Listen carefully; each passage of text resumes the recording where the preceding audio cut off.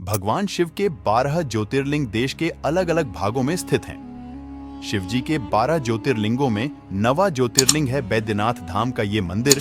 यह ज्योतिर्लिंग झारखंड प्रांत के देवघर जिले में स्थित है। शास्त्र और लोक दोनों में वैद्यनाथ धाम की बड़ी प्रसिद्धि है। नमस्कार दोस्तों, आज हम बात करेंगे शिव जी के 12 ज्योतिर्लिंगों में से नवा ज्योतिर्लिंग बाबा बैद्यनाथ धाम से जुड़े रहस्यों के बारे में।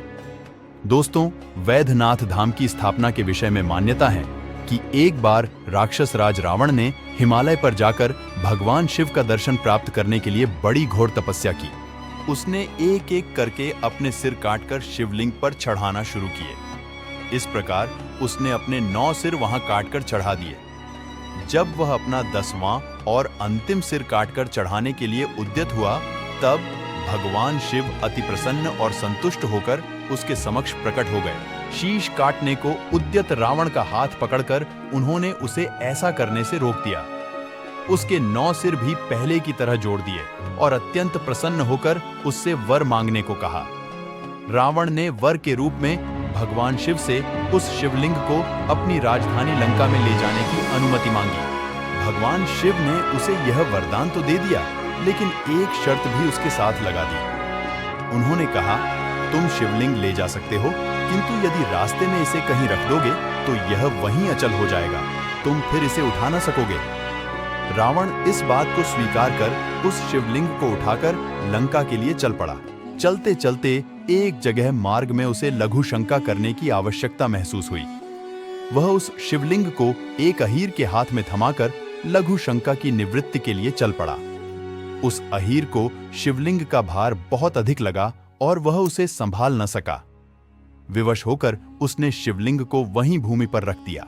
रावण जब लौट कर आया, तब बहुत प्रयत्न करने के बाद भी उस शिवलिंग को किसी प्रकार भी उठा न सका।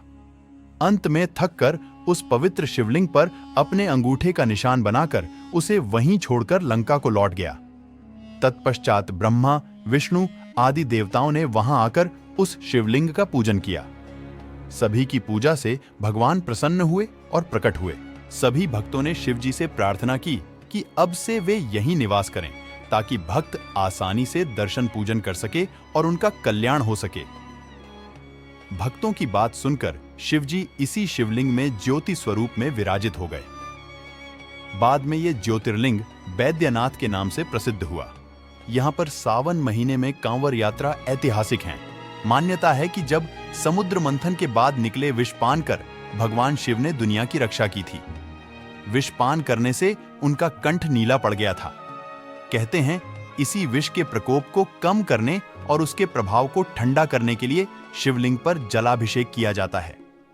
माना जाता है कि शिवलिंग पर जलाभिषेक करने परंपरा तभी से चली आ रही है। माना जाता है कि शिवलिंग पर जलाभिषेक करने परंपरा तभी से चली आ रही है।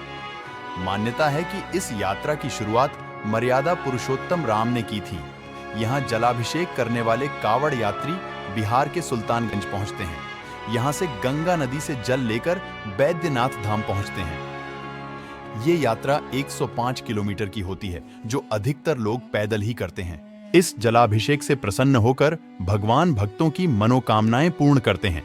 दोस्तों, श्रद्धा व भक्ति में ओत-प्रोत बैद्यनाथ धाम का यह मंदिर वास्तव में आकर्षित करता है और भक्ति भाव में लीन होने के लिए आपको भी इस मंदिर की दर्शन कम से कम एक बार जरूर करनी चाहिए। दोस्तों, अगर इस वीडियो में दी गई जानकारी आपको पसंद आई हो तो इस वीडियो को लाइक करें और इस चैनल को सब्सक्राइब कर ले। चलिए मिलते हैं अगले वीडियो। धन्यवाद।